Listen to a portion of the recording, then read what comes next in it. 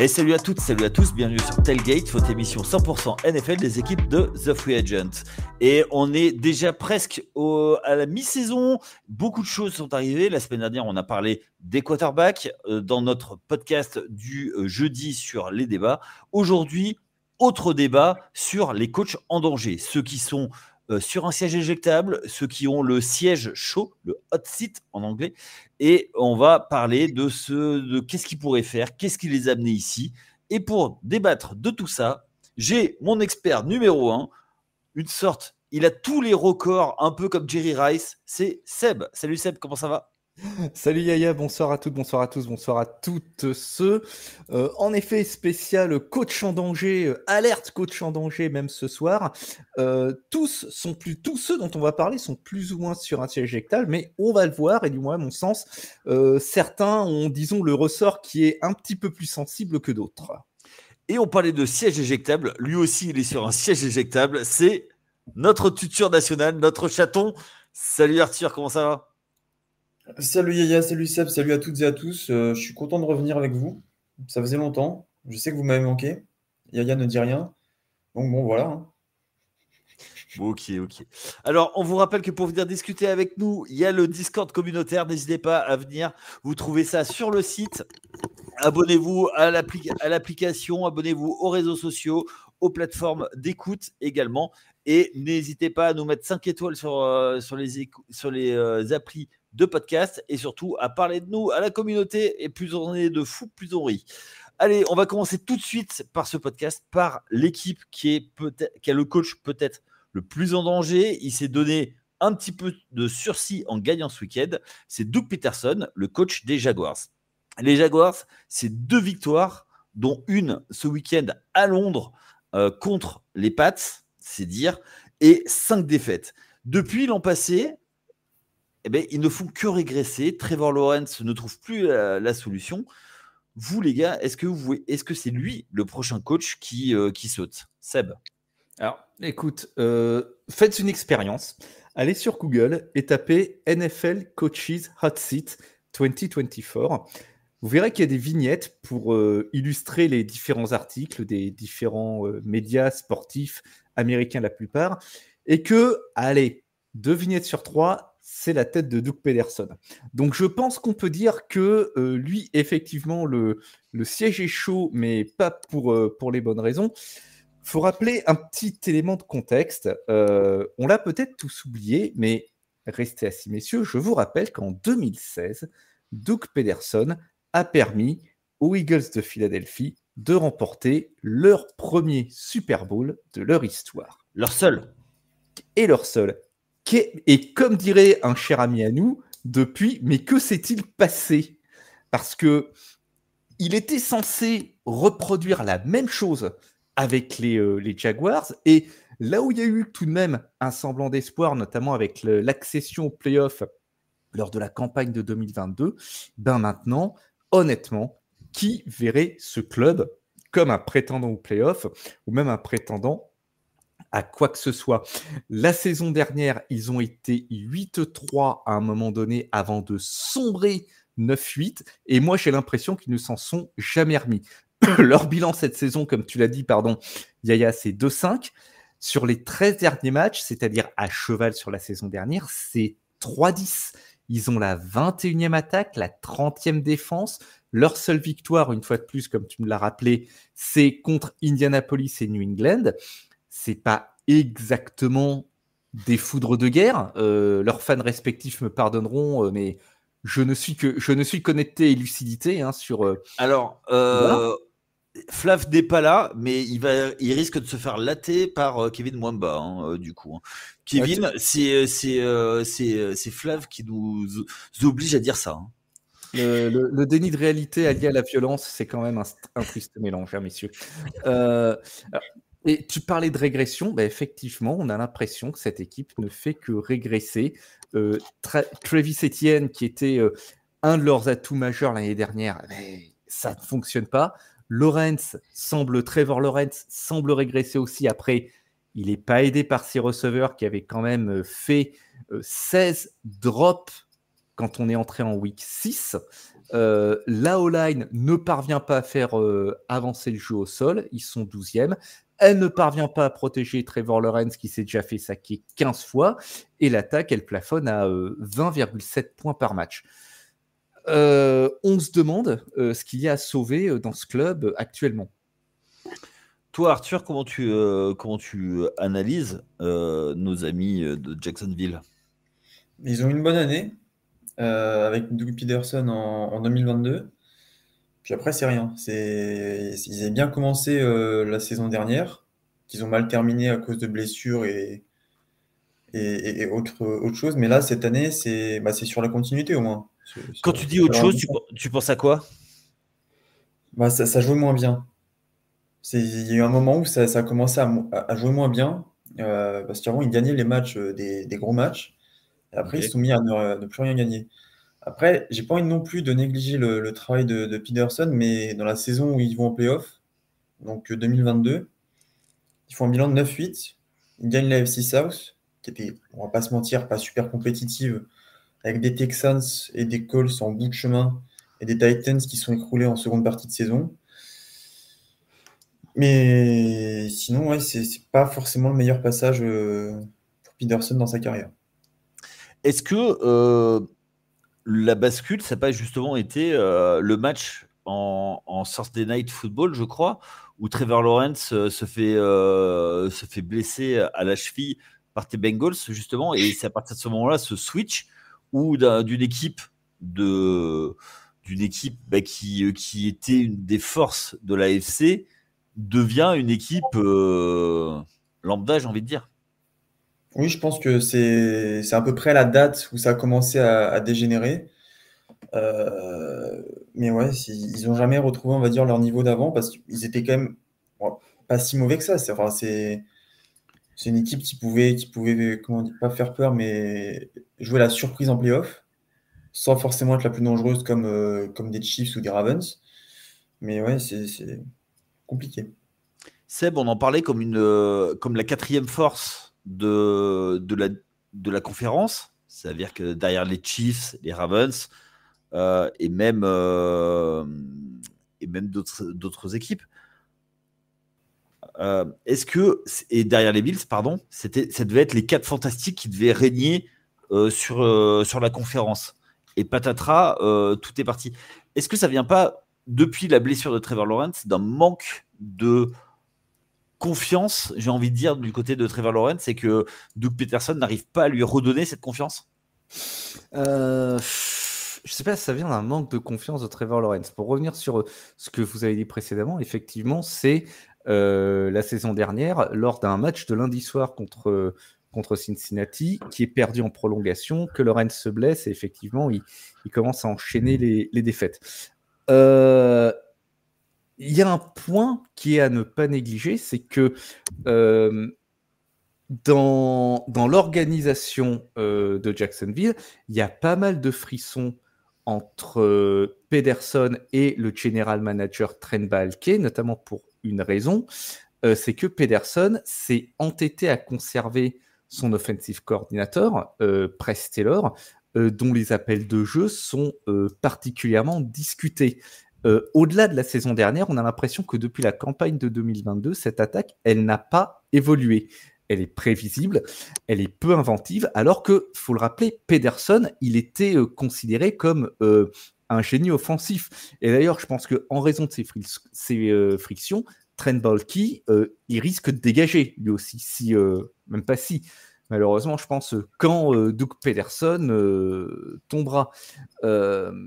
Cette fameuse saison 2022, elle était censée en effet marquer le début d'une nouvelle ère pour les Jaguars, c'est-à-dire qu'ils étaient les up-and-comers, l'équipe qui allait régner sans partage, alors au moins sur sa division, peut-être sur sa conférence.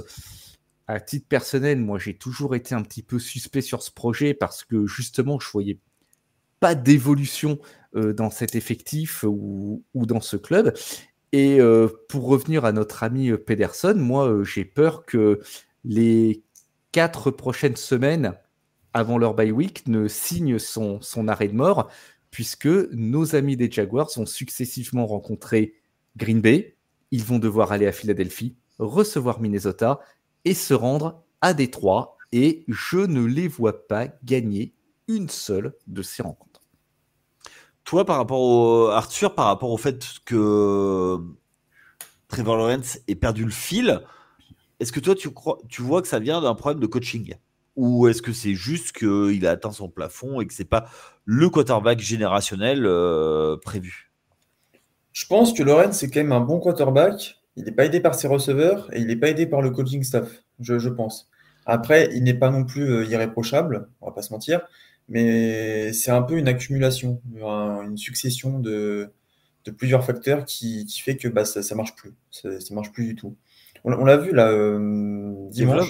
Développe un peu, c'est quoi ces facteurs qui, en fait, pour toi, La ligne, les receveurs, les appels de jeu, je vais pas dire aléatoires, mais enfin si je vais le dire du coup aléatoires. On l'a vu dimanche, ils sont capables du meilleur. En un quart temps, ils mettent 21 points.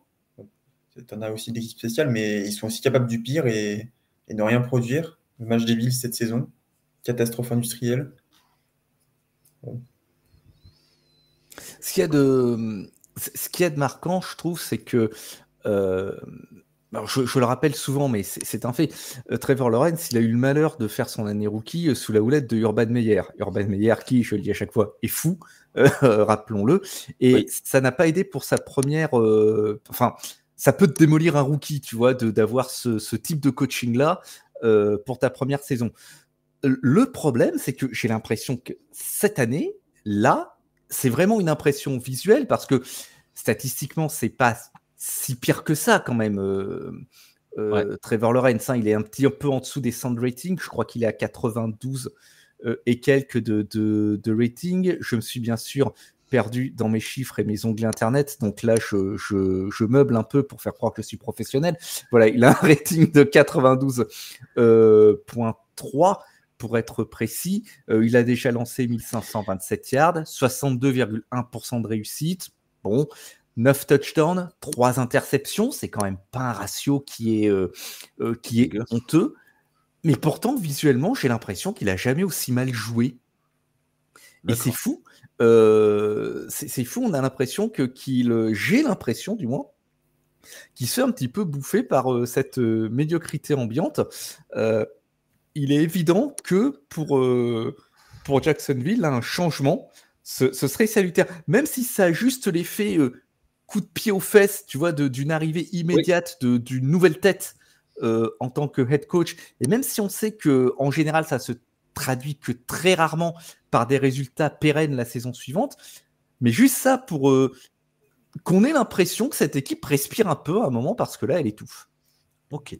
D'ailleurs, on l'a pas dit, mais il y a déjà eu un coach qui était coupé, c'est Robert Saleh des Jets qui a été coupé.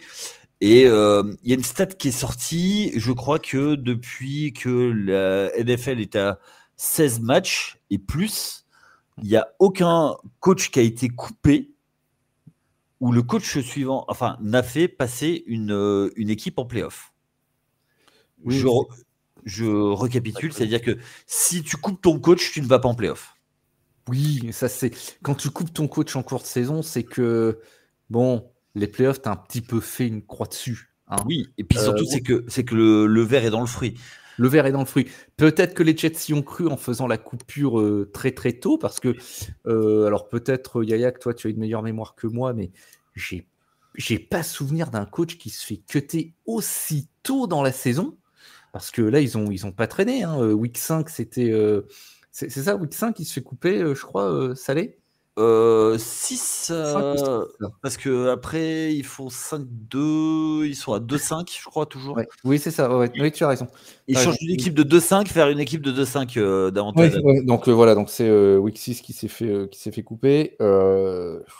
C'est tôt, c'est très tôt. Alors, est-ce qu'ils attendent voilà, comme je t'ai dit, un effet électrochoc, mais qui, à mon avis, ne viendra pas. La stat que tu me sors, le chiffre que tu me sors, il m'étonne pas. Ouais, vraiment. Ok. Allez, on enchaîne avec l'équipe suivante. Moi, je l'ai mis parce que plus rien ne fonctionne du côté de Las Vegas. 2 victoires, 5 défaites. L'an passé, effectivement, Antonio Pierce est arrivé après avoir coupé Josh McDaniels. Il avait l'adhésion du vestiaire. Là, cette année, c'est beaucoup plus compliqué. Ça tergiverse pour le poste de quarterback. On a mis Gardner Minshew, mais ça marche pas. On a mis AOC, Aiden O'Connell. Il est blessé. On a appris dans la semaine qu'ils avaient recruté Desmond Ridder. Du coup, est-ce que lui, n'est pas en danger maintenant?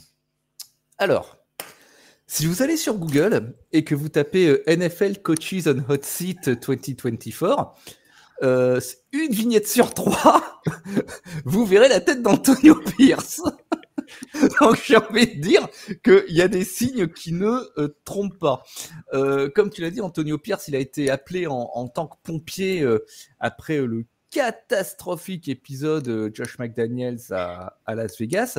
Et là, effectivement, pour la fin de saison, il y a eu cet effet shot in the arm, parce que l'ambiance était devenue tellement malsaine sous McDaniels, d'après ce que l'on en sait et d'après ce qu'ont dit les rumeurs de vestiaire, que c'était vraiment un courant d'air qui faisait du bien.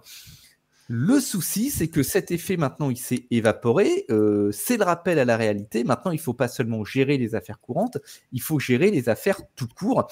Et que head coach en NFL, c'est un petit peu plus qu'animateur de colonies de vacances. Le bilan d'Antonio Pierce, qui est dans sa deuxième année, année et demie de coaching aux Raiders, c'est 7 victoires et 9 défaites.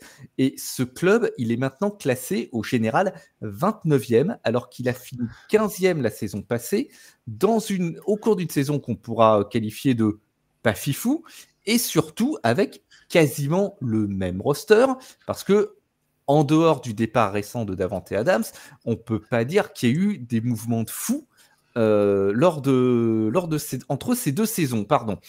Ils ont perdu Josh Jacobs quand même.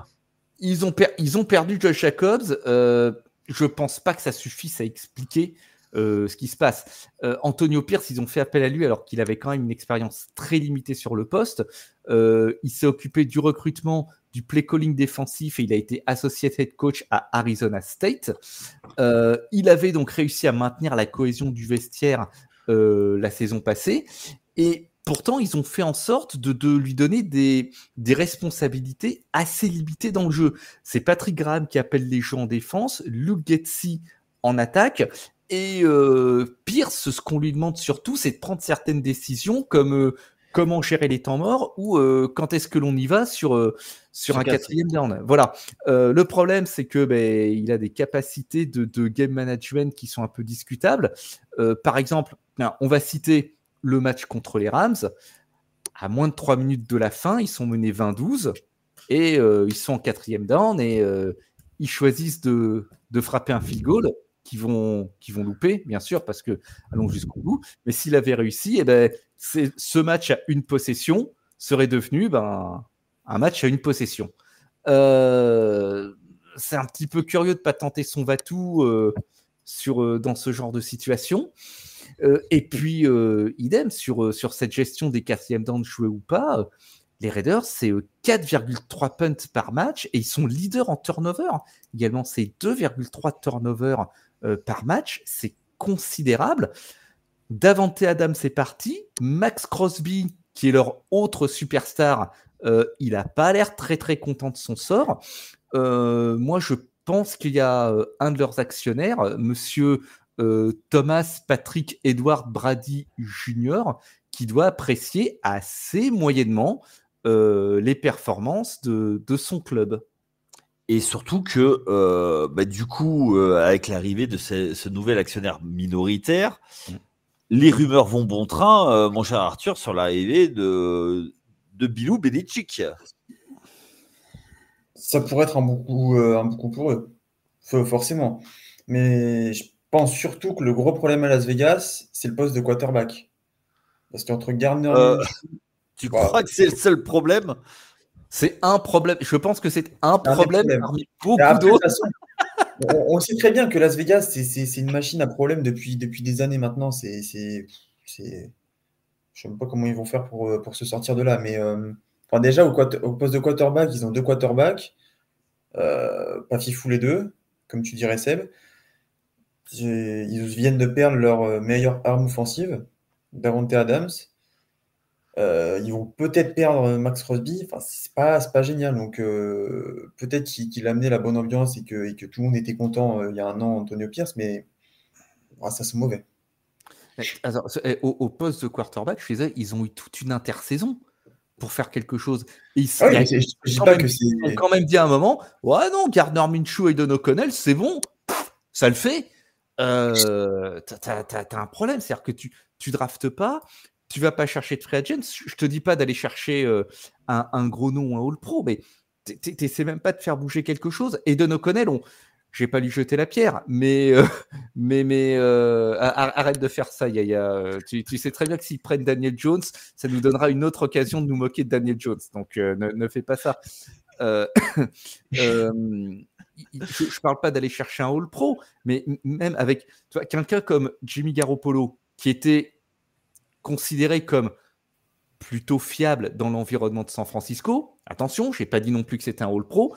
On savait ce qu'on avait, mais même avec lui, ça a complètement sous-performé à Las Vegas, plus les problèmes de blessures, etc. Et il y avait déjà beaucoup de rumeurs, de bruits qui disaient, avant même son premier snap, que Garoppolo à Las Vegas, ça allait être catastrophique. Bon, ben ça l'a été. Et Aidan O'Connell, je n'ai pas lui jeter la pierre, je reprends le fil de mon idée, mais déjà la saison dernière, on savait qu'il n'était pas prêt, mais ils n'avaient rien d'autre sous la main. Donc tu fais avec, et d'ailleurs personne ne lui en a voulu pour ses contre-performances. Là, il est en année 2, on voit pas l'ombre d'une amélioration, mais une fois de plus, il n'est pas dans un contexte. Il est blessé, là, il s'est blessé, il est mis sur il s'est blessé, et puis de toute façon, il n'est pas dans un contexte qui lui permet de se développer. Est-ce que du coup, que tu coupes Antonio Pierce ou pas, est-ce que ça va changer quelque chose dans la dynamique de cette équipe? On est bien d'accord qu'on parle des Raiders. Hein. Donc, voilà, mais on ricane, mais moi, je me pose beaucoup de questions sur... Enfin, non, je m'en pose plus, parce que quand tu suis le foot depuis 30 ans comme moi, c'est le quotidien, quoi, le management des Raiders. Donc, couper Antonio Pierce, oui, ça va lui arriver. Là aussi, tu vois, je pense que lui, le siège éjectable, il est particulièrement chaud pour lui, donc il va se faire couper à la fin de la saison, peut-être même avant, si affinité, mais pour le remplacer par qui et avec quel projet? En plus, on en parle des Raiders, mais c'est quand même une marque ultra forte. Et la Ligue a besoin justement des Raiders. Ça fait partie des équipes. Tu vois, on va parler d'autres. Ils ne seraient pas là. Ça ne changerait rien à la Ligue, quoi, tu vois. Mais eux, c'est une place forte, en fait. C'est pour ça que il y a le hot seat. Mais oui, parce que c'est une équipe fanion de la Ligue. En plus, Las Vegas, c'est quand même un très très gros marché commercialement pour la NFL, mais pas que, hein, pour toutes les ligues sportives aux États-Unis, pour tous les sports professionnels. Oui, ils auraient besoin que les Raiders, ça fonctionne et que ce club retrouve des résultats sportifs au-delà de son image. Mais...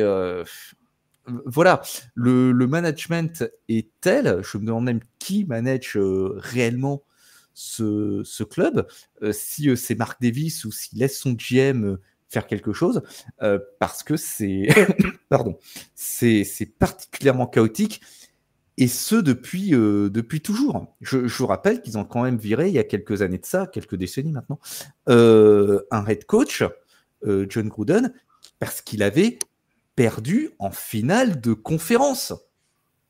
Il avait perdu en finale de conférence et ils l'ont foutu dehors comme un malpropre. Pour qu'il gagne le Super Bowl l'année suivante. Pour qu'il gagne le Super Bowl l'année suivante avec Tampa Bay et contre les Raiders. Dites donc, ma bonne dame, qu'est-ce qu'on rigole. Ils n'avaient pas un super receveur à l'époque? Ils avaient un excellent receveur qui commençait à se faire vieux à l'époque et qui d'ailleurs, lors de ce Super Bowl absolument tragique pour les Raiders, a été le seul à se bagarrer un petit peu jusqu'au bout. C'était bien sûr le plus grand, le GOAT. Il est juste là, voilà, au-dessus de ma tête. C'est Jerry Rice, vous l'aurez bien sûr tous reconnu.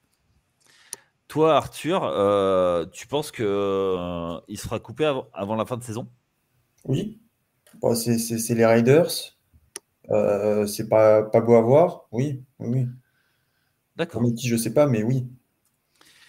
Ok, ça marche. Allez, autre équipe, et c'est pas forcément guère plus beau. On va parler d'une équipe qui est dans l'AFC Nord. J'ai nommé les Cleveland Browns. Cleveland Browns, une victoire, 6 défaites. Bon, ça a gagné, je crois, à la deuxième journée. Ça perd tous les matchs. Le quarterback, maintenant, est blessé, Deshaun Watson. Est-ce que, justement, la blessure de Deshaun Watson, c'est pas un peu l'assurance vie de notre ami Stefanski? On va bien voir ce qui va se passer. Je pense que de toute façon, ça peut pas être pire. Ne nous voilons pas la face. Pardon, cette attaque, elle est 29e sur 32. Elle marque 15,6 points par match, mais c'est la déprime totale. 30e à la passe, 28e à la course. Il y a encore un petit peu de marge pour creuser, mais pas tant que ça. Et puis surtout, tu fais sortir Deshaun Watson, plutôt Deshaun Watson est sorti, mais qui va prendre la place? A priori, je crois que Jameis Winston a été nommé pour la journée qui vient. Dorian Thompson-Robinson, c'est trop juste. Même constat, je pense que malheureusement, il n'est pas encore prêt. Mais le club part de tellement loin cette année que moi, je me pose vraiment la question de comment, si ils peuvent redresser la barre cette saison. Après, Stefanski, je pense que son siège n'est pas si chaud que ça. Il a quand même amené le club 2 fois en play-off en 4 ans. Il a été coach of the year 2 fois pour les Browns, en 2020 et en 2023. Il a un bilan de 38 victoires pour 36 défaites. C'est de loin le coach qui a eu le plus de succès pour Cleveland depuis leur retour dans la ligue en 99. Watson, je serai le premier à le dire, c'est un problème. Il y a d'abord son contrat démentiel qui grève le budget et le salary cap des Browns et ses perfs qui sont désastreuses. Cette saison, il est 28e en rating, 25e en pourcentage de complétion de passe, 31e en yards par tentative de passe, et il est à la tête d'une attaque qui, pour le moment, n'a jamais marqué plus de 20 points, ni gagné plus de 300 yards en 7 matchs. Et la défense, elle est plus aussi dominante que la saison dernière. Elle est 11e contre la passe, 15e contre la course. Elle encaisse 23,1 points. On a l'impression que rien ne fonctionne pour les Browns en ce moment, alors que Stefanski avait réussi à garder ce club debout la saison dernière, malgré une avalanche de blessures, en particulier au poste de quarterback. Ils en ont épuisé 4, je crois, si ma mémoire est bonne. Et ils ont quand même accroché les playoffs. Après, Stefanski, il a signé une extension en juin. Je pense pas que Cleveland ait envie de le payer pour qu'il reste chez lui. La question que je me pose, c'est avec Watson, lorsqu'il reviendra, et dont le contrat fait qu'il ne peut pas être tradé, pas être cuté, ni être benché, qu'est-ce qui va se passer si les dirigeants doivent faire un choix entre les deux? Toi, Arthur? C'est le bazar à Cleveland, c'est catastrophique. Ils vont avoir encore un problème de quarterback cette année parce que l'année dernière c'était ridicule. Mais je vais rejoindre Seb sur le fait que je pense pas qu'il sera viré, du moins pas maintenant. Parce que déjà, oui, l'année dernière, il les a quand même emmenés en playoff, ces Browns. Et je pense qu'il faut que tout se remette en place. Et là, cette saison, bon, faut pas espérer grand-chose. Une victoire, 6 défaites, c'est autant tanker et aller chercher le Alors, très bon pick. le tanking, ça n'existe pas en NFL. Les gars, ils jouent leur vie, Arthur. On peut pas parler de tanking. Il y a Et des le mecs. le tanking au niveau du coaching. Ouais, mais ça Ah, n'existe pas, on te dit. et le gars, en fait, tu peux, même si il y a des gars qui veulent chercher des contrats pour se faire un nom dans la ligue. Quand on sait que ça dure, une carrière en NFL dure en moyenne 4 ans. Le gars, il y a personne qui va lever le pied. Même tu peux prendre un gars qui est pas fort, mais voilà. Donc il va se donner à fond et c'est toujours ça. Donc le temps qui, il y a toujours une part de coaching. C'est justement pour ça qu'on parle les coachs et des hot seats. Ils peuvent faire tout ce qui est en son pouvoir pour essayer on va dire, perdre le plus, même si c'est triste à dire. Parce Ouais, qu'en mais soi, il joue sa place aussi, putain. Enfin, excusez-moi, mais si tu fais ça, Quel langage? Oui, Je suis choqué. excusez-moi, s'il a les F-word. garanties, s'il a les garanties de rester et tout en disant oui, bah, je vais essayer de chercher les premiers pics, on va essayer de voir ce que ça fait avec la draft. Enfin, honnêtement, je sais pas, mais je suis pas je suis pas à la Ah, tête d'un général manager. Oui. j'ai une question pour Seb. Seb, on parlait des Raiders tout à l'heure. Qu'est-ce qu'ils font les Raiders avec leur tour de draft? Ils font n'importe quoi. Merci. Voilà. Et les Browns, à part Myles Garrett, ils les ont gâchés un petit peu parce qu'il y a des années où ils étaient toujours à 0 victoire, 1 victoire. C'était un peu pareil. Ouais, t'as quand même l'impression depuis quelques années que ça. Enfin, t'avais quand même l'impression depuis 2 ans que ça allait dans le bon sens. Moi, je le répète, je pense pas là que Stefanski ce soit le plus en danger de notre liste. Les 2 précédents qu'on a cités, Pederson et Pierce, le sont beaucoup, beaucoup, beaucoup plus que lui. Je doute moi vraiment, je doute qu'il se fasse virer à la fin de la saison.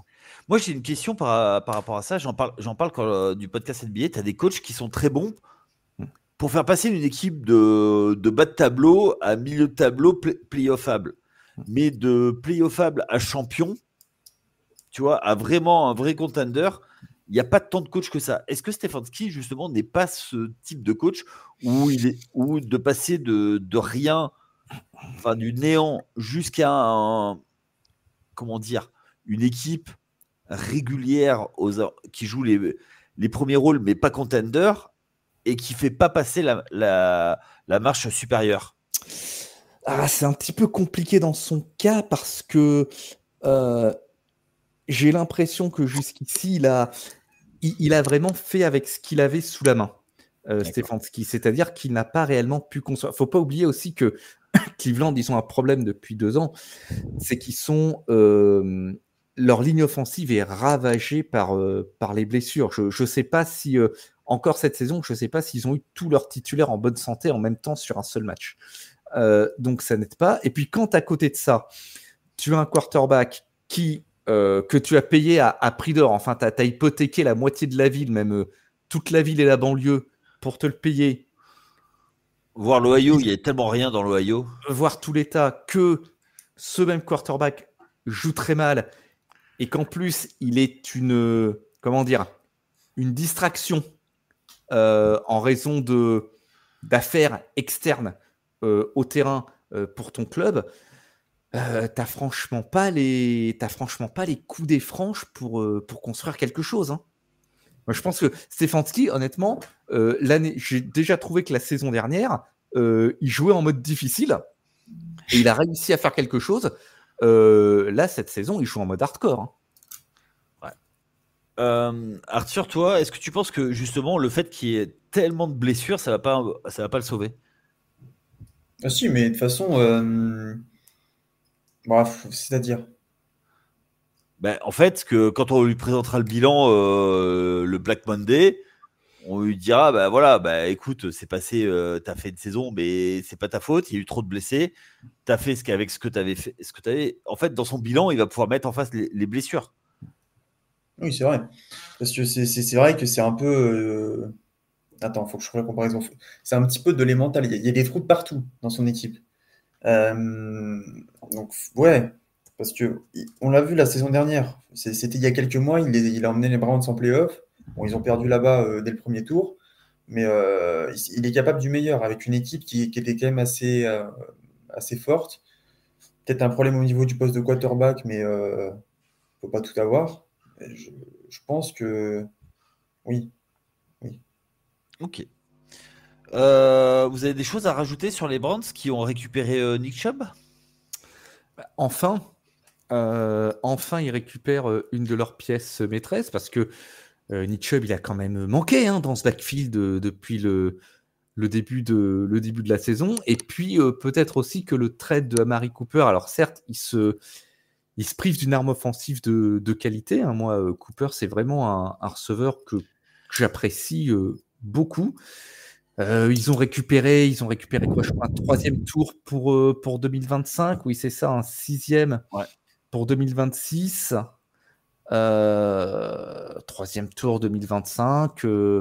Tu peux peut-être en faire quelque chose pour aller chercher un lineman ou un quarterback pépite que tu peux développer quand tu auras fini de payer à prix d'or un type qui sait à peine lasser ses chaussures et qui sait pas dans quel sens on tient un ballon. Qui sait, peut-être. Ok. Toi, Arthur? Je pense que va falloir lui laisser le temps de revenir. Ça fait 1 an qu'il est plus là. On l'a vu dimanche, il y a pas de miracle. 11 tentatives, 22 yards, pas excellent. Mais ce sera une saison, vu que les Browns ne jouent rien, où il va se remettre en jambes. Je pense que c'est pour préparer la saison prochaine, parce que ce qui sera sûrement important, ce sera la saison prochaine et voir comment les Browns rebondiront, parce que là, il n'y a plus aucun espoir, je pense. Ok.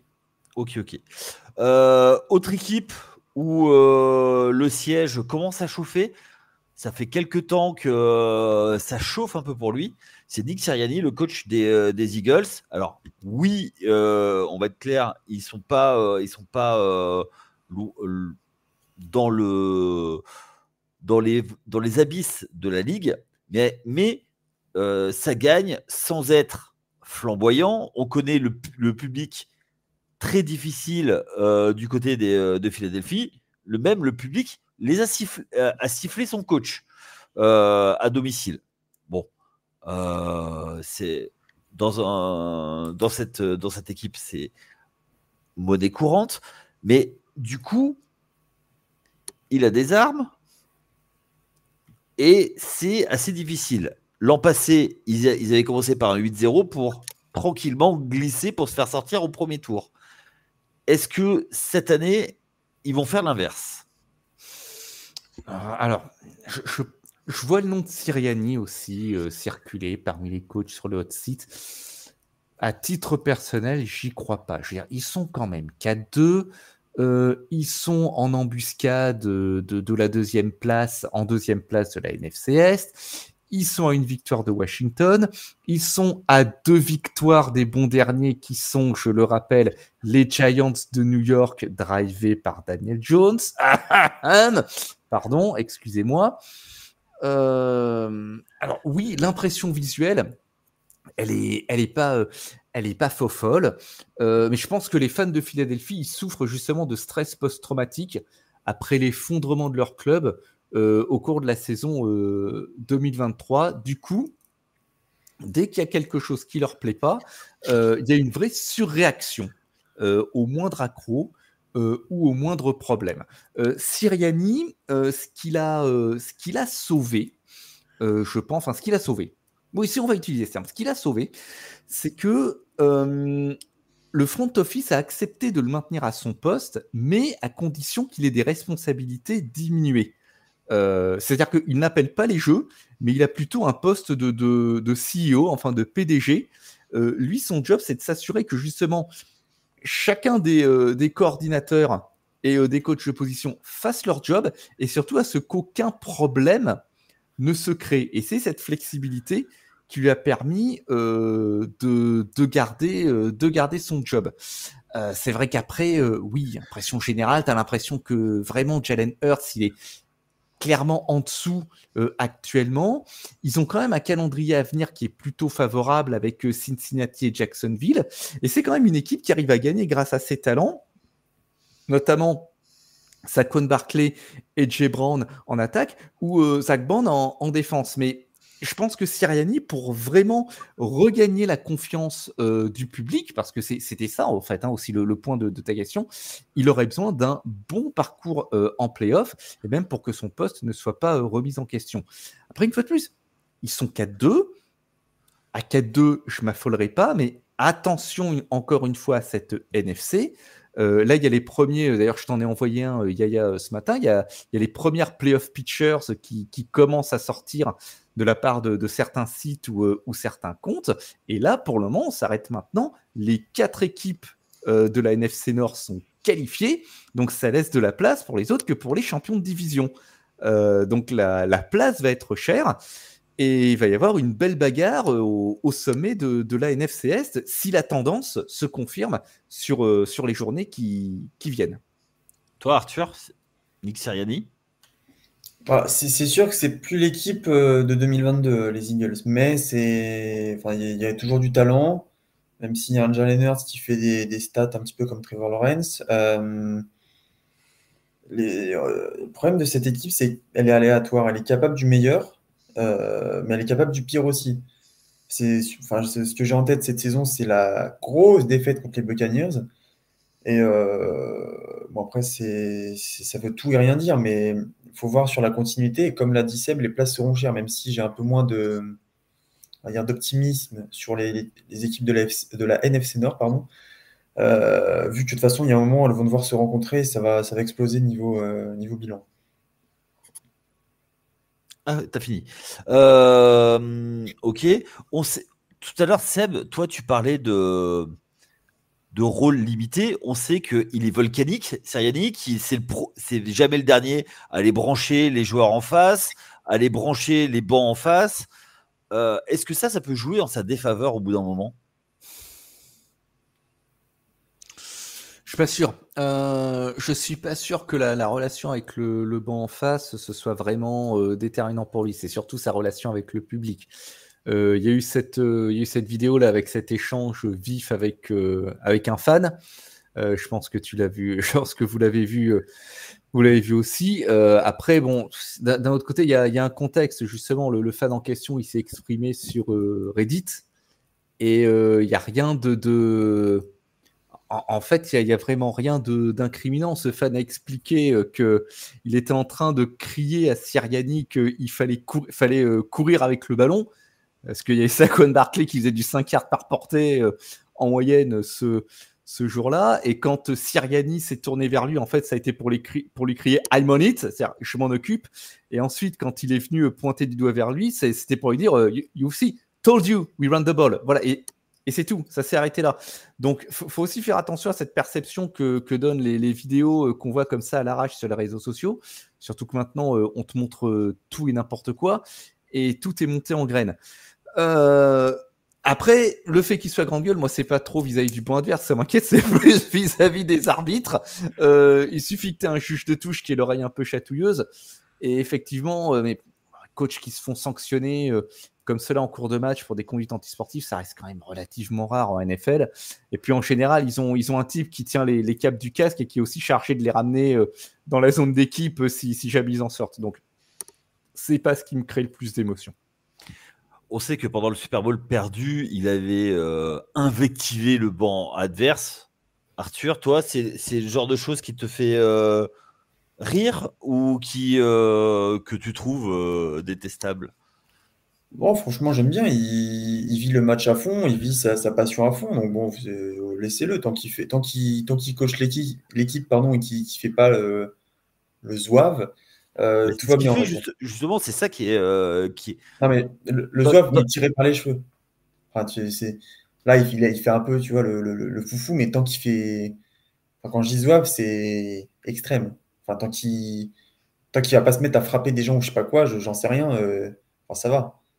Oui, bah, il fait comme tous les petits, il va se cacher derrière les gros une fois qu'il a. Un peu comme toi en soirée, Arthur. Bon, après, il a pas tort. Hein. Ok. Pardon, oui. Est-ce que vous le voyez couper avant la fin de saison? Non. Non.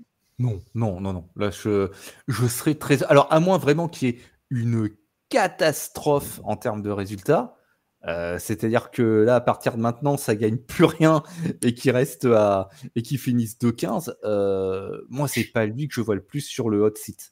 D'accord. Est-ce que si le fait que Jalen Hurts ne soit plus en progression, ça va pas lui être imputé à un moment ou à un autre.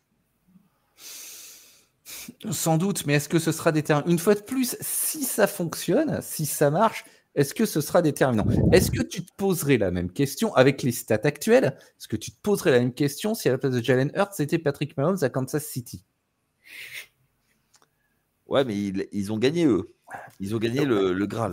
Ils ont gagné le Graal, d'accord. Ok, et ok, ils sont 6-0. Et là, ils sont 4-2. Du calme. Okay, je pense vraiment que Sirianni, c'est pas le plus en danger. On verra à la fin de la saison. Mais ce qui pourrait lui être fatal, ce qui pourrait lui être fatal, c'est si vraiment il loupe les playoffs. Va falloir qu'il argumente pour garder son job. Et s'il n'a pas la division, en l'état actuel des choses, s'il n'a pas la division, il n'a pas les playoffs. Donc la question, elle est vite répondue. Arthur? Je suis moins sûr sur ce coup-là, mais oui, il peut aller chercher une place en wildcard, mais déjà, ça s'annonce mal s'il passe par les wildcards parce que. Il n'aura pas le first pick. Hein. Il n'aura pas le first seed, je veux dire, pardon. Il n'aura pas le first seed. Non, de toute façon, le first seed, ça va être. Ouais, je dis pas que c'est compliqué, mais. Non, après, c'est assez serré dans la division. Il y a Washington, ils sont à 5-2, si je me souviens bien, ça, 5-2. Oui. Tu dois avoir Dallas à 3-3, donc c'est toujours assez serré. Ce qui va être important, de toute façon, c'est les matchs de division. Donc, après, ils peuvent la gagner. Elle est encore accessible. C'est pas comme si c'était à la place de Las Vegas pour la FC West. Ok, ça marche. Allez, on a gardé un petit peu de temps pour que tu nous parles de tes Bengals, Arthur. Zach Taylor, très critiqué comme tous les débuts de saison. Il redresse la barre. Ils sont toujours à 3-4 avec un gros effectif, un gros quarterback, Joe Burrow, Ja'Marr Chase, T. Higgins qui revient, mais toujours les mêmes soucis, quoi. Bon, ça change pas. Hein. Mais de toute façon, là, le gros problème, on va pas se mentir, c'est la défense. La défense qui fait porte ouverte. Donc, c'est déjà un gros problème quand tu veux prétendre au Graal. Parce qu'ils ont pu se cacher derrière une défense qui était bien animée avec Jesse Bates à l'époque, mais depuis qu'il est parti, c'est la catastrophe. Et de toute façon, en général, tu peux pas te permettre de louper tes débuts de saison. On n'est pas en NBA où tu as le droit de commencer avec 3 défaites d'affilée. Là, tu as 17 matchs, chaque défaite compte. L'AFC, c'est très compétitif, surtout dans le Nord.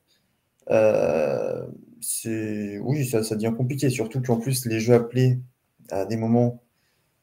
C'est un peu bizarre quand il fait courir le ballon 3 fois en prolongation au lieu de passer et de s'assurer quand même une meilleure position de field goal.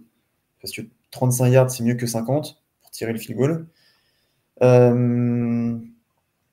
Et même la gestion des contrats et de tous ces problèmes extrasportifs, pardon, ça crée une mauvaise ambiance et c'est épuisant.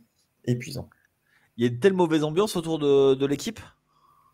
Avec le début de saison et les critiques que ça a reçues, ouais, Non, mais toi qui suis vraiment l'équipe au jour le jour, hein, c'est ton équipe, il y a vraiment une si mauvaise ambiance autour de cette équipe?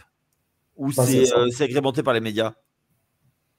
C'est un peu des deux, je pense, parce que honnêtement, je ne vois pas de toute façon. Sous chaque poste qui parle des Bengals, il y a toujours une phrase de quelqu'un qui dira il faut virer Zach Taylor. Et ça, de toute façon, quoi qu'il arrive, quand les Bengals font du Bengals, forcément, on parle de ça. Mais de toute façon, on le voit dans le jeu, c'est pas les Bengals d'il y a quelques années où ils étaient. C'est plus le rouleau compresseur, vous m'avez compris, mais c'est plus une équipe qui est, on va dire, plaisante à voir, à regarder. Il y a toujours des gros jeux, mais c'est tout. Il n'y a plus ce qui accompagne le tout. Ok. Seb, toi, est-ce que tu crois qu'ils ont laissé passer leur chance? Alors, je vais essayer de mettre un petit peu de raison dans tout cela. En effet, en ce moment, ils sont 3-4. Il ne faut pas oublier qu'ils ont été 1-4 en journée 5. Je pense qu'à ce moment-là, effectivement, Zach Taylor, il a dû sentir le vent du boulet. Il remonte. Donc, je pense qu'ils sont relativement plus sereins, mais ça va dépendre des résultats à venir. Pour rebondir sur ce qu'a dit Arthur sur la défense, oui, la défense, sportivement, elle se fait rouler dessus. Elle est 20e, mais je ne suis pas si sûr que ça, que Taylor ou Lou Anarumo, le defensive coordinator, soit si responsable que ça, parce que elle est quand même un petit peu limitée en talent. Je veux dire, en dehors de Trey Hendrickson, qui est le seul pro bowler de l'escouade, le pass rush, il est quasi inexistant. Je crois qu'ils ont fait 15 sacs dans l'année et Hendrickson, il en a fait 7 à lui tout seul. C'est une défense qui manque de mordant et qui encaisse 230 yards par les airs. Après, il faut revenir un petit peu sur les pratiques des Bengals en interne et qui sont un petit peu atypiques par rapport au reste de la ligue. C'est-à-dire que, notamment, ils sont très durs sur les négociations de contrats. Ils font les choses selon leur agenda et pas celui de la ligue ou des joueurs. Ils sont, je crois, le seul club de la ligue dont le centre d'entraînement est accolé à son stade et pas à des dizaines, voire à une centaine de kilomètres de la ville qui les abrite. Et surtout, ils détestent payer des gens qui ne travaillent pas pour eux. Marvin Lewis, ils ont attendu 2018 et sa dernière année de contrat pour le virer. Si mes informations sont bonnes, Taylor, il est en contrat jusqu'à la fin de la saison 2026. Même si la saison 2024, donc la saison en cours, devait être un désastre, je pense qu'on lui accorderait 2025 pour tenter de redresser la barre. Il faut quand même pas oublier qu'il a été brillant en 2021 et 2022 et qu'en 2023, la saison dernière, il amène le club à 9-7 alors qu'au mois de novembre, il a plus son quarterback titulaire et qu'il est dans une poule qui est infernale. Il termine 4e, certes, mais avec une fiche positive et malgré cette fiche positive, il loupe les playoffs parce qu'il y a les 3 équipes de devant qui se qualifient. Donc là aussi, je ne pense pas que ce soit lui dont le siège soit le plus chaud en ce moment. Je ne dis pas qu'il est à 100% serein ou que le coaching staff des Bengals est à 100% serein. Ça va vraiment dépendre des matchs à venir. Et là, sur le calendrier, ils ont quelques chances de se refaire la cerise. Ils vont affronter Philadelphie ce dimanche. Ensuite, ils vont recevoir les Raiders. C'est à leur portée. Ils vont aller à Baltimore, ça va être compliqué. Ils vont aller aux Chargers, c'est peut-être à la portée. Et ensuite, ils sont de repos. Je pense que sur les 1, 2, 3, 4 matchs qui arrivent, ils peuvent au moins en prendre 2, peut-être 3. Ça ouvre quand même des perspectives sur le reste de leur saison. Donc là aussi, il faut raison garder un petit peu. Et puis, Arthur, des fans mécontents qui demandent la démission du coach dans le sport professionnel, mais quelle surprise, les bras m'en tombent, disons. J'en tombe de ma chaise. Oui. Nos auditeurs ne le voient pas, mais Seb est vraiment. Ça fait j'ai demandé une prise de risque. Une prime de risque. Envoie l'argent, la prime de risque.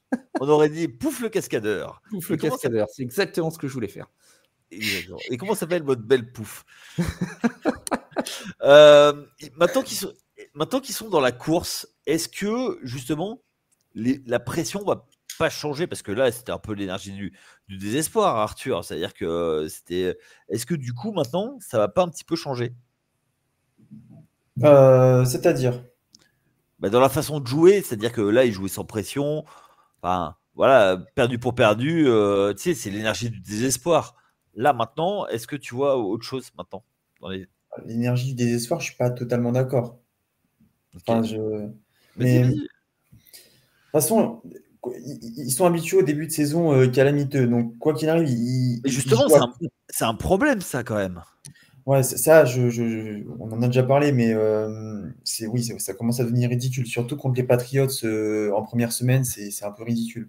Parce que la semaine d'après, même s'ils perdent contre les Chiefs, ils avaient fait une belle performance. Mais non, du coup, non, honnêtement, ils jouent toujours à fond parce qu'ils sont habitués à ça. Et ils savent qu'ils doivent remonter, ils doivent remonter ces petits matchs perdus du début de saison pour espérer au playoff. Là, Seb l'a dit, l'enchaînement, voilà, je pense que c'est l'enchaînement décisif. Il y a 2 gros matchs et il y a 2 matchs un peu plus, on va dire, accessibles. Les 2 gros matchs, il faut qu'ils en gagnent au moins 2. Enfin, non, pas au moins 2, au moins 1, je pense. Et je pense que Baltimore est atteignable vu comment ça s'est passé au match aller. Comment? Baltimore atteignable? Bah, il y a quoi, 2 semaines, ils sont allés en prolongation. Oui, alors qu'ils avaient le match en main. Oui.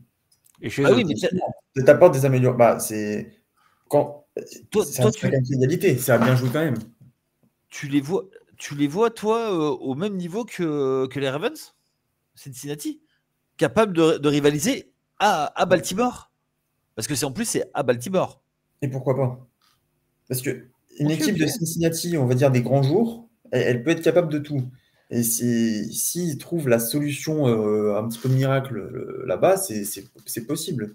Ça a failli marcher à domicile avec une défense porte ouverte. Si la défense s'améliore et que l'attaque reste la même, ça peut faire un beau match. Après, parce que de toute façon, après la bye week, on va dire qu'il y a un gros match compliqué, plus de matchs de division, et le reste, c'est censé être dans la poche. Donc en soi, une place en wild, oui, c'est censé être dans la poche, mais censé. La place en wildcard, elle est censée être au moins l'objectif minimum cette saison, parce que sinon, ce sera un échec. Parce que pour l'instant, tu as un Joe Burrow qui est là, qui est en forme, il fait des stats qui montrent qu'il est en forme dans cette première partie de saison. Si dans la deuxième partie de saison, tu n'arrives pas à concrétiser la bonne forme de ton quarterback, qui est peut-être en train de passer les meilleures années de sa carrière, compliqué. Mais sinon, non, Zach Taylor ne sera pas viré cette saison. Moi, j'ai une question d'ailleurs en parlant de ça. Seb, ne trouves-tu pas qu'il a un peu un destin à la Dan Marino, notre ami Joe Burrow, c'est-à-dire que très bon quarterback, mais abandonné par tout le reste, notamment la défense, Il est quand même, alors par la défense, et peut-être, qui va au Super Bowl en étant sophomore. mais il est quand même, en termes de talent autour de lui en attaque, il est quand même un petit peu mieux entouré que Marino ne l'était. Hein. Il a quand même Jamar Chase et T. Higgins. C'est quand même pas rien. Au sujet de l'avenir immédiat euh, des Bengals, moi, ce que je vois, tu parlais d'énergie du désespoir, Yaya, moi, je vois plutôt qu'il y a peut-être un élan qui se crée parce qu'effectivement, quand tu analyses les résultats, les 3 victoires, c'est sur Carolina, les Giants et Cleveland. Pas forcément des équipes qui ont le vent en poupe pour les 3, mais c'est des victoires qu'il fallait prendre. Et si tu le vois sous cette lumière, New England, c'est un accident. Les Chiefs, tu perds contre les champions en titre, il n'y a pas à avoir de honte. Et les Commanders, le match est perdu à une possession et un soir en plus, alors qu'en plus en face, tu as un Jaden Daniels qui vient de trouver son rythme et qui ce soir-là marche sur l'eau. Donc, ça pouvait être un match piège, ça s'est pas avéré être un match piège, ça s'est avéré être un match particulièrement compétitif. Après, effectivement, aller chercher les Ravens à Baltimore, c'est pas du domaine de l'impossible, mais la marche est haute et ça va être chaud. Mais en revanche, si on est sur cet élan, ça veut dire que les Raiders, tu les bats, les Chargers, tu les bats, et Philadelphie, tu as une carte à jouer, sans parler que ce soit dans la poche. Cette série de matchs avant leur bye week, elle va être décisive pour eux. Décisive.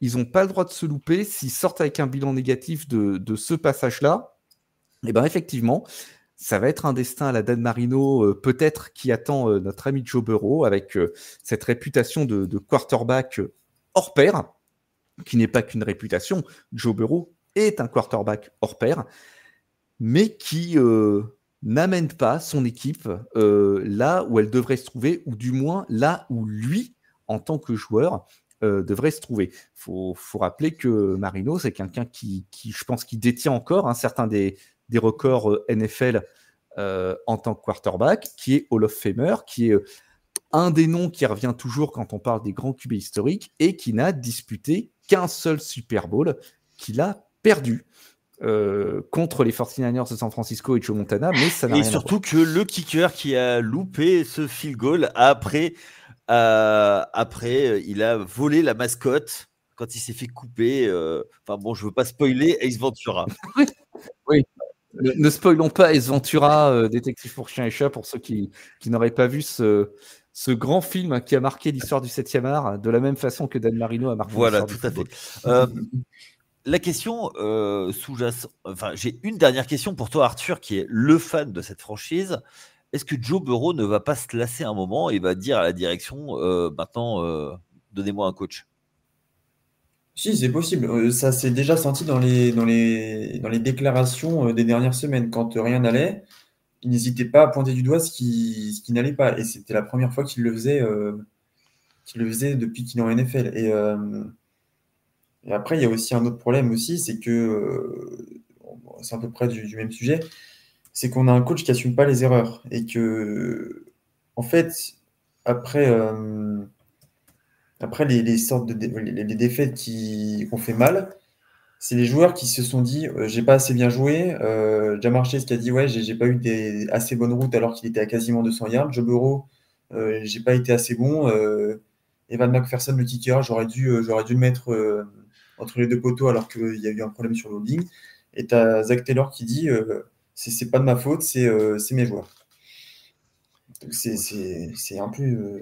Oui, mais c'est un peu- tu réponds pas à ma question là. Est-ce que tu penses qu'à un moment, Joe Burrow peut demander la tête de son coach, Zach Taylor? Oui. Je pense que la fin de saison, s'ils sont pas en playoff et s'ils se font ridiculiser, il va commencer à taper du poing sur la table. Et sachant que c'est un très très bon quarterback, comment ça s'appelle? Le front office pourrait commencer à se plier vers Joe Burrow. Faut pas trop en faire non plus, mais il pourrait quand même l'écouter en se disant ouais, je veux pas de Zach Taylor, on n'arrive à rien. Il m'a emmené au Super Bowl, mais maintenant il le fera plus, donc on change. Et là, pourquoi pas? C'est possible, c'est éventuel. Et il commence déjà à faire ça. Seb? Alors, je suis pas assez au fait de ce qui se dit sur les Bengals ou autour. Moi, j'ai pas eu l'impression de voir de signes de tension entre Burrow et son coach. En conférence de presse, un quarterback qui dit oui, j'aurais dû lancer mieux, un receveur qui dit oui, j'aurais dû mieux attraper les ballons, un kicker qui dit oui, j'aurais dû mieux taper mon ballon. Ça porte un nom, ça s'appelle de l'eau tiède. Ça s'appelle pas pointer les problèmes. C'est du discours corporate, voilà.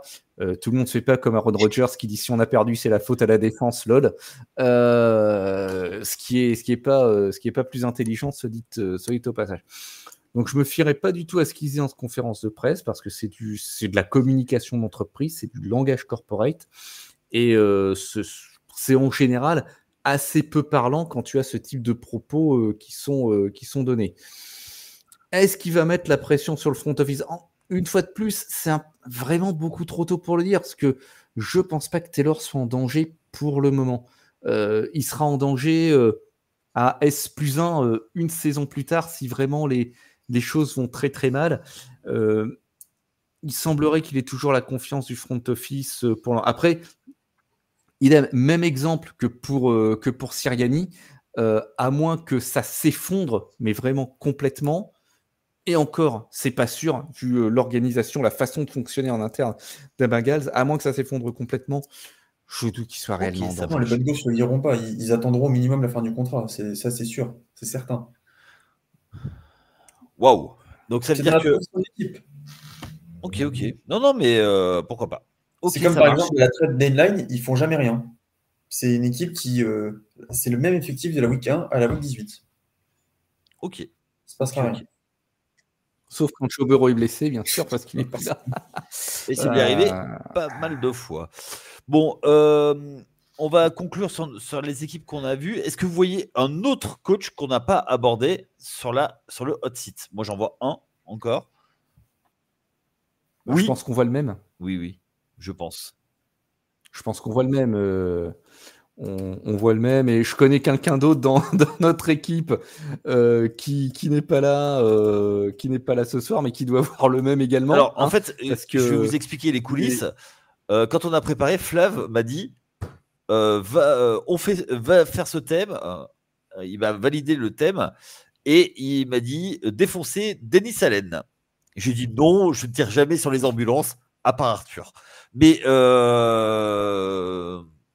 voilà, je pense que oui, Denis Allen est en danger parce que du côté de New Orleans, attention, il y a aussi énormément de blessés, quoi. Il a énormément de blessés. Et puis, je pense qu'il y a quelque chose qui joue en sa faveur aussi, c'est que il est vraiment du sérail. Hein. Il était coordinateur défensif pour Sean Payton pendant 7 saisons avant de prendre la place que Payton a laissée vacante en 2021. Pour garder son boulot, il aurait besoin d'atteindre les playoffs Ce qu'il n'aura pas cette saison.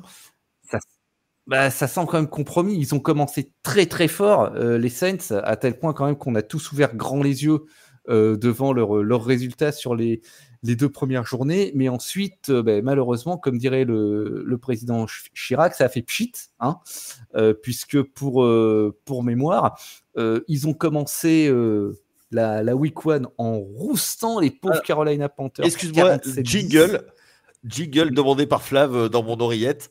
Oui, mais ce n'était que les Panthers. Ça n'était que les Panthers, mais quand même 47-10, la raclée est quand même impressionnante. Ils mettent quasiment le même tarif aux Cowboys à Dallas la semaine d'après, 44-19, et ça, honnêtement, personne ne l'a vu venir. Et depuis, c'est la catastrophe. C'est 3 défaites de suite. Un 51-27 encaissé contre les Buccaneers en semaine 6 et puis un 33-10 contre les Broncos la semaine dernière. Ça commence à faire beaucoup. Moi, j'ai peur. Lui aussi, Denis Allen, son nom revient très souvent chez les experts et les insiders américains au sujet du hot seat. Il risque bien de faire partie de la charrette. Arthur, tu regardes un peu ce qui se passe du côté de la New Orleans ou pas du tout? Oui, bah, je suis fan de NFL avant tout. Mais Ah bon? oui. Bon, du coup, oui, mais Seb a parfaitement résumé. Ça a commencé sur les chapeaux de roue et ça s'est écroulé comme du n'importe quoi. Et c'est même presque inquiétant que tu passes du jour à la nuit en si peu de temps et de manière tellement différente. Ok. Vous voyez un autre coach en danger? Moi, j'en vois bien sur la côte est, mais tu vas pas être content si je parle de Brian Daboll. Donc, mais il faudrait qu'il perde vraiment le vestiaire. Est-ce que tu crois que ça suffira? Une fois de plus, animateur de colonie de vacances et head coach NFL, c'est deux métiers différents. Tout à l'heure, j'ai écouté le Only a Giant podcast. Oui, mais. C'est quelle idée de faire ça? Bah oui, mais en fait, il disait des choses comme ça. Est-ce que j'écoute les podcasts sur les 49ers, moi? En fait, le truc, c'est que Brian Daboll n'a jamais eu un quarterback à son image. C'est-à-dire qu'il a eu Daniel Jones qui a été re-signé. Je sais bien qu'on va parler du contrat.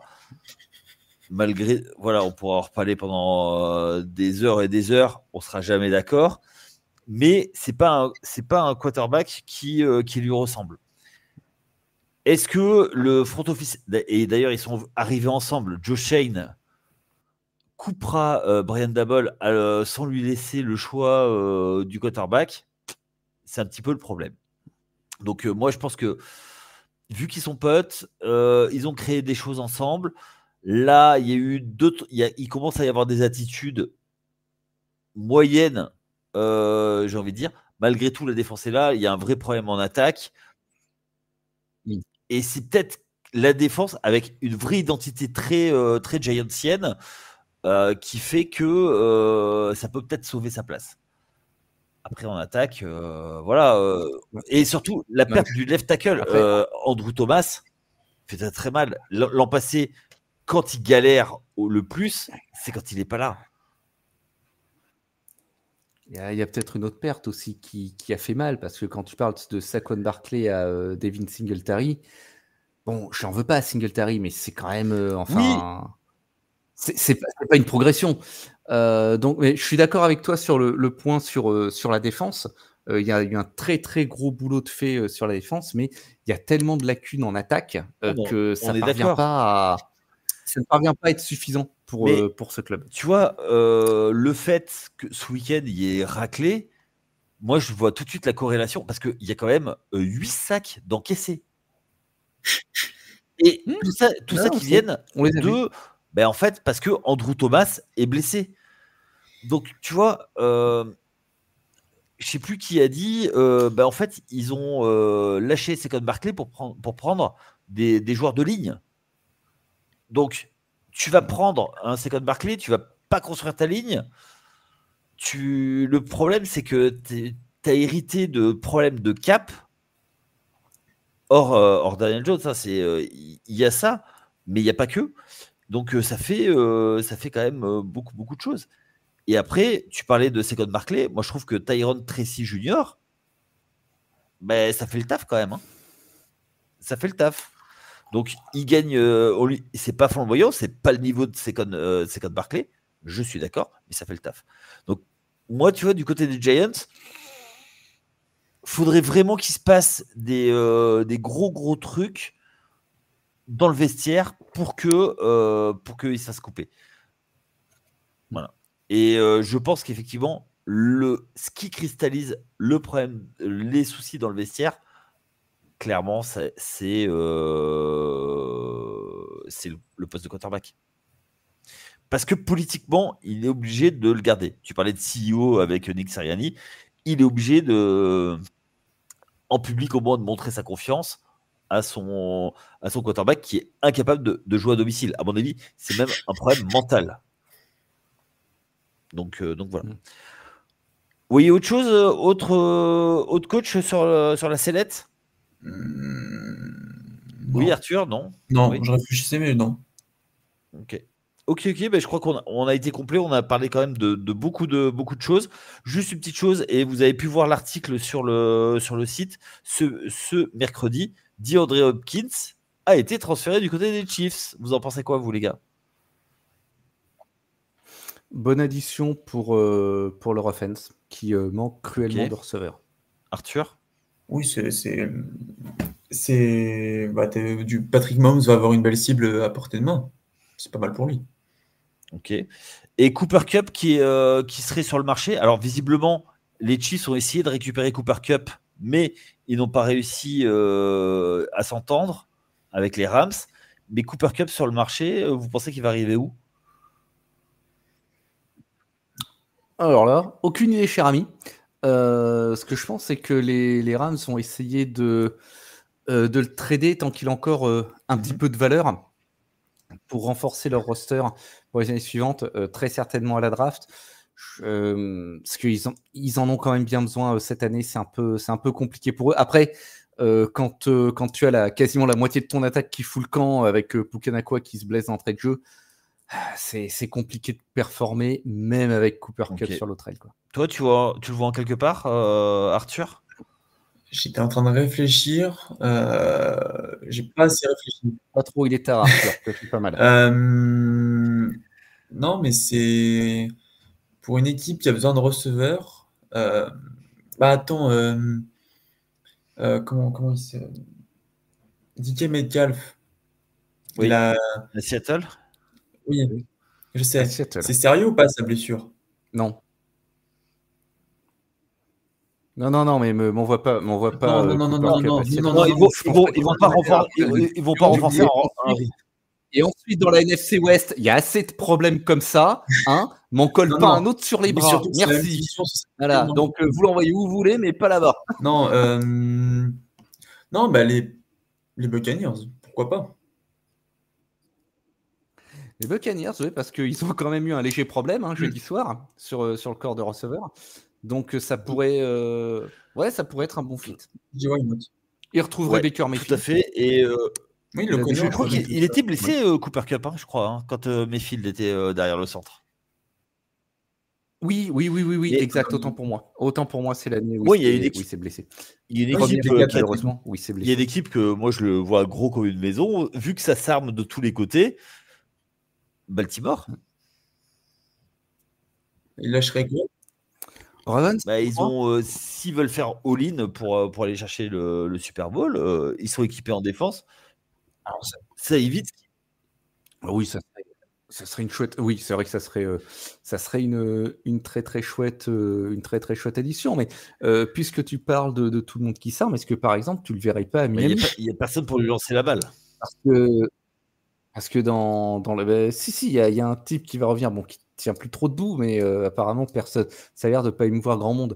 Mais puisque dans la FC Est, apparemment c'est la mode de s'armer en termes de receveurs en ce moment. Ouais, mais est-ce qu'ils vont aller s'armer alors qu'ils sont déjà largués, ils ont déjà 3 matchs de retard? Pas sûr. Après, c'est vrai que pour Baltimore, oui, ça ferait une chouette addition. Après, ils sont pas non plus démunis. C'est la 5e attaque aérienne de la ligue, donc. Oui, mais tu sais que pour aller chercher un Super Bowl. Oui, certes. Mais je sais pas. C'est pas forcément la première destination qui me viendrait à l'esprit. Oui, toi, tu voudrais les 49ers, mais ça arrivera pas. Non, pas du tout. Pas forcément, mais effectivement, Tampa Bay, pour moi, ça fait sens. Ok. De toute façon, on va rester bien à l'écoute de nos différents podcasts. On ne manquera pas de l'évoquer. On parlera également sur le site. Vous aurez des articles, notamment écrits de temps en temps par Arthur, même très souvent par Flav et toute l'équipe de NFL. Messieurs, merci de votre présence et de votre expertise, de nous avoir éclairé sur ces coachs en danger. Sur ce, on vous souhaite une bonne journée si vous nous écoutez en journée, une bonne soirée si vous nous écoutez en soirée, et on vous dit à très vite. Ciao. Ciao, bye. Bye.